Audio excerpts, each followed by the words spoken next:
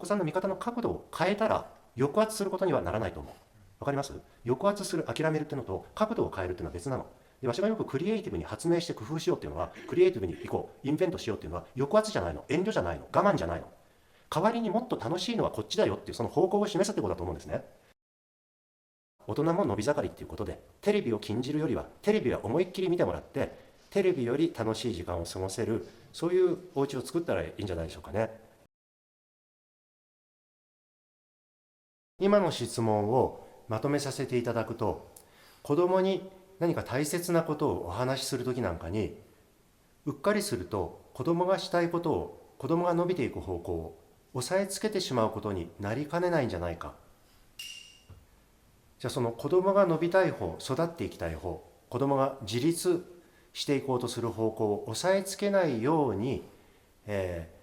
大切なことを伝えていくにはどうしたらいいだろうかということでよろしいでしょうか。はい、そうです。お願いします。はい。そしたらこれはね、できれば、うちも子育てというのはうちでは一人でしていることではなくて、3人がかりなんですね。3人がかりっていうのは、おっぱいをあげる係の方ですね。もう最強です。もう何をどんなわがままを言おうと、赤ちゃんにおっぱいをあげてる人は、のわがまま聞いてあげていいと思う。だっておっぱいあげてんだよ。ヒューマンビーイングのベイビーを英語で言わなくてもいいか、この人類の赤ん坊を養ってくれてるんだよ。だからどんなわがままでもね、聞いてあげていいと思う。母乳をあげてる方もね、そういう人と、それからパパって呼ばれてるわしですね、大人気で、もうわしの顔を見るとパパパパーってはしゃいでます。言葉を覚えて最も、最近頻発しているのがパパですね。でそのパパともう一人上の子が今面倒を見てくれていて、3歳にしてだいたい子守の要領を覚えてきてくれてる。私のばあちゃんは5歳でプロフェッショナルの子守として自立していたので、つまり村の子供たちのお世話をして自分の食い口は自分で稼いでいたので、5歳までにはなんとか子守がどんな人の子守でもできる人になってもらえたらなと思ってる。この3人がかりで育ててます。育ててますというか、育つ命と遊んでいるところですね。でその基本、相手が従っていることはなるべくしてもらうっていう方針があるです。なるべく止めない。で止める場合は説明する。説明するっていうのは事実を示すんです。川のそばを歩いているね、危ないってわしは言わないんです。危ないっていうのはわしの考えだから。人に思想を押し付けてもしょうがないの。個人的考えを押し付けてもしょうがないの。危ないって判断してもらえばいいの。だからね、ここ飛び込んでみるってわし聞くの。で、やだっていうの。やだ？飛び込んでみると溺れるよ。溺れちゃうよね。溺れて死んじゃうかもしれないね。死んじゃったらもうご飯食べられないね。パパとも会えないねって。そういう具合に、何かとっても危ないことをしようとするとき、危ないことが近くにあるってわしが判断したときは、事実をお話しします。この道に飛び出すとブーブが飛んできてぶつかってしまうかもしれないね。そうしたらもうパパと会えないねっていうと、もう次は自分で理解してすごく慎重に見るようになる。事実なので、事実を確かめてもらったらいいです。それから障子を破いた時、よし破いちゃえって思いっきり破いたりしますね。思いっきり障子を破いて遊んだりします。これから障子を張り替える時は。ただそれ以外の時は、ここを破くとね、ママが張り替えることになるよって、ママが最初から張り替えることになるから、破くならこっちねって言って新聞を出します。新聞ここに指で「えい!」ってやると穴が開くでしょ。こうやってできるって言うと新聞紙にバンってやると穴開くね。そういう具合に方向を転換させる。従っていることを止めないで、方向を、角度を変える、場所を変える、対象を変えるんです。これは大人にも応用が効くので、ストーカーの方だとか、何かがずっと何かに執着している方は、その執着している方向、角度をずらせばいいので、ストーカーの相談を受けた時に2人の方、次の日からもう即ストーカーの害はなくなったっていうケースがある。これは直にあるマジックワードで執着している相手の心をずらしたんですね。他の方に執着する心、エネルギーっていうのがあるので、そのエネルギーをどっかに向けたらいいんだよね。だってその執着するエネルギーを作曲に向けたら米津玄師になったりするわけでしょ。あの人そこ破局しなかったらゲームしながらストーカーしてたかもしれないし、子供もそうで、どうも自分が好きでない場合は、例えばわしはあるキャラクターが好きじゃないんです。大量生産の道具にされてるキャラ、大量生産おもちゃってわし嫌いなんです。個人的に大嫌いなんです。なるべく棚心、心を添えて作られたおもちゃがいいね。おもちゃというか、そんな置いておいたら何でもおもちゃにするし、特におもちゃって言って与えるっていうか、わしが楽しめるものぐらいしかシェアしてないよ。だからうちの子が最初に見て、ちょっと話がちょっと脱線するとね、最初に覚えて興奮してた絵本は日本のラフっていう美術書なの。わしがそれ1ページめくってはもう日本のラフすげえ抽象絵画とかね、これがラフみたいなのが出てきたりして、1ページめくるたびにうわーうわーって素直に感動をこう表したんです。うわーうわー真っ赤うわーどこがおっぱいみたいな。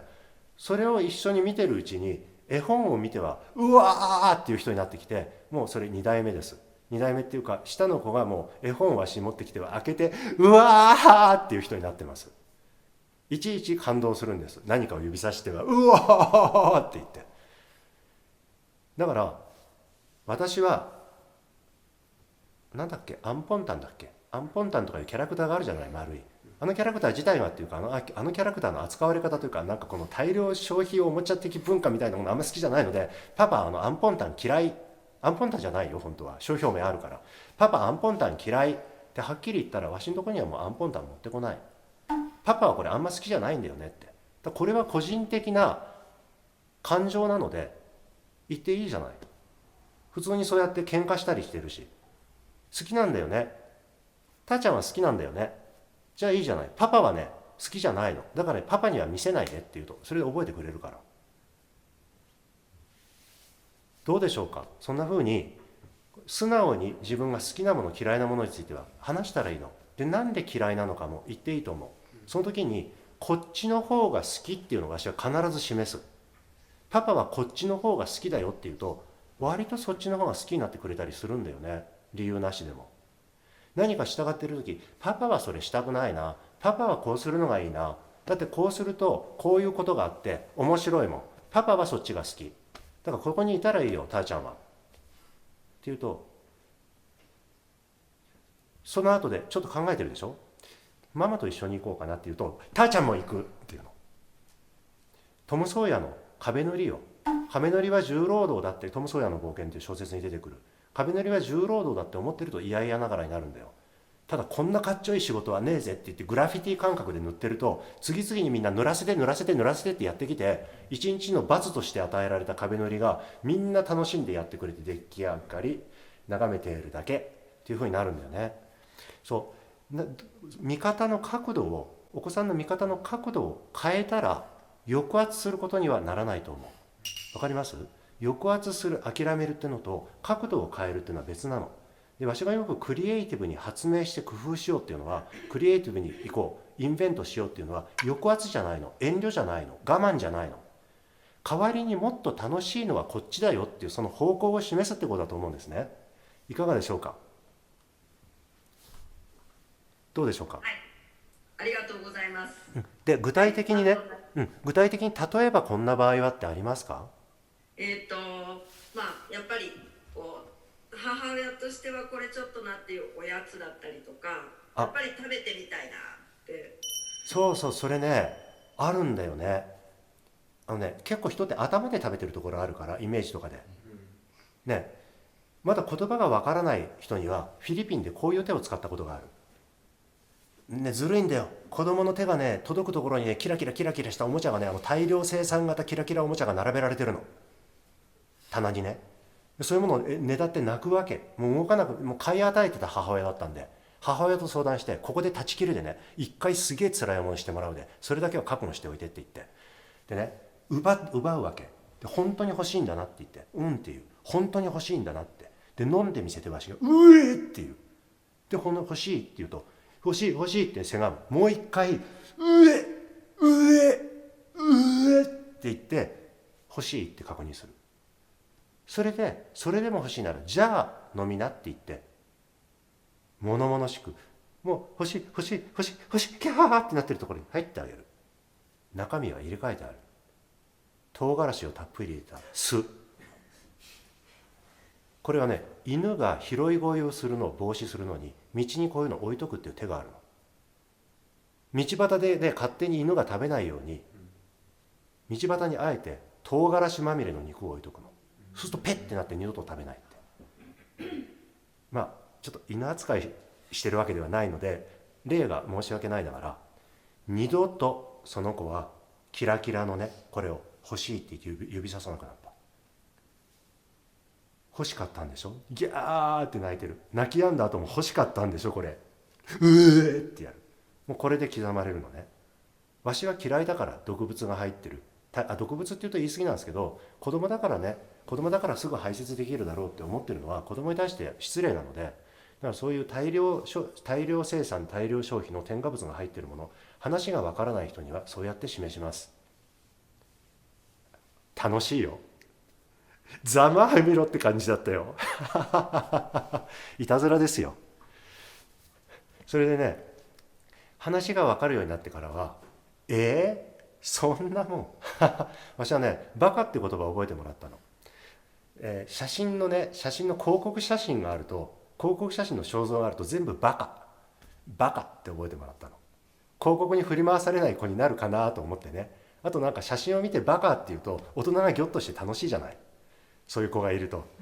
だからおじいちゃんおばあちゃんと電車に乗り合わせた時とか、バカって大変だったみたいですね。母親が。そういうことして結構遊んでますので、あと場所も指さされてバカって言われてみたいしね、子供にね。子供にバカって言われたら落ちますからね、こっちのちょっと賢いふりとか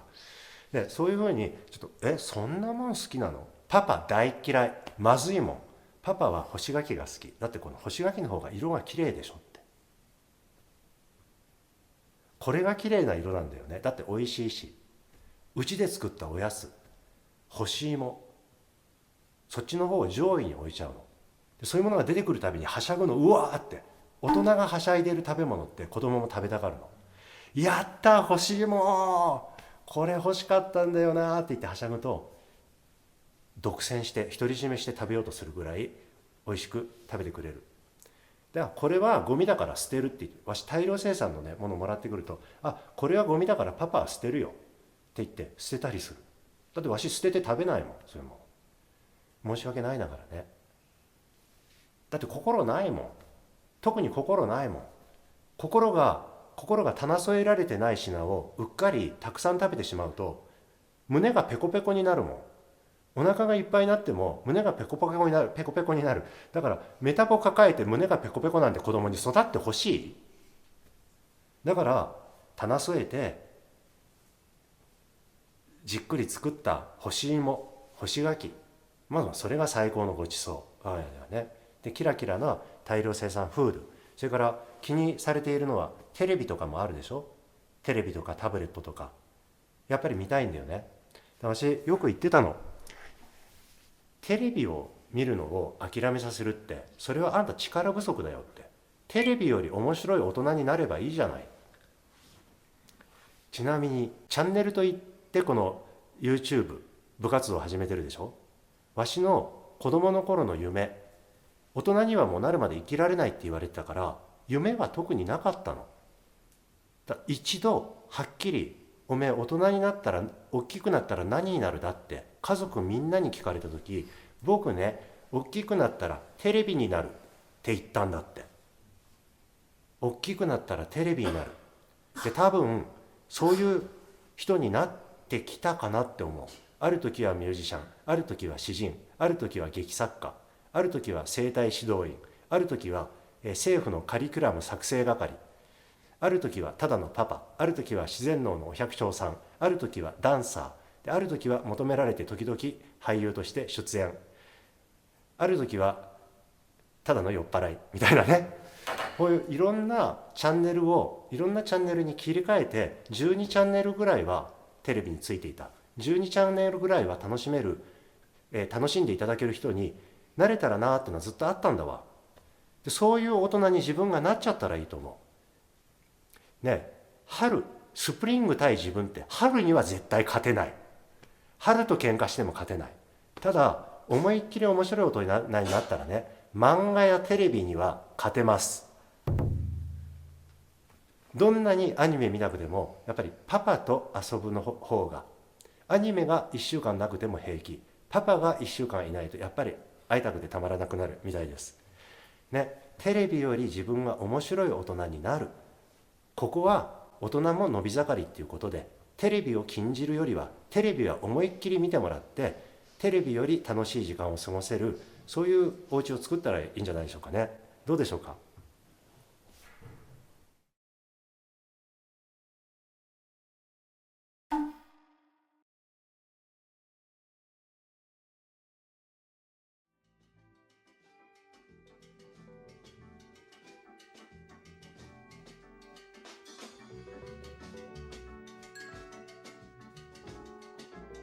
子供の頃わしは船に憧れてね、諏訪湖の近くで育ったもんで、船っつったらこれ漁師さんたちの泥船と諏訪湖一周の遊覧船しか知らなんだよ。だもんでわしにとって船っつうのはな、湖の中ぐるぐる回ってるもんだっただよ、ずっと。で大人になっていろんな国でいろんな船乗ってな、で松山でダンスの振り付けをするようになって、大阪港から松山港までもう何度も大きな客船に乗っただ。でその客船のこう広い甲板で踊るのが楽しくってな、わしにとっちゃ松山というところはこう踊りながら、甲板で踊りながら到着するところだっただよ。なもんでもうその甲板で踊りながら到着するって、これ味しめちまったら長距離バスとか電車とか乗れねえさ。船の甲板で踊っただよな、いっぱい。この日はうちの2人の娘が初めて船っつうもんに乗った日。諏訪湖で船に乗るのに陸から泳いでいかねえと船に乗れねえでね、たーちゃん泳げるかって聞いたら、たーちゃん泳げない、水に入ると寒いから嫌だって泣きそうになっていただよ。まあ行ってみたらな、桟橋があって無事に泳がねえでも船に乗れただよ。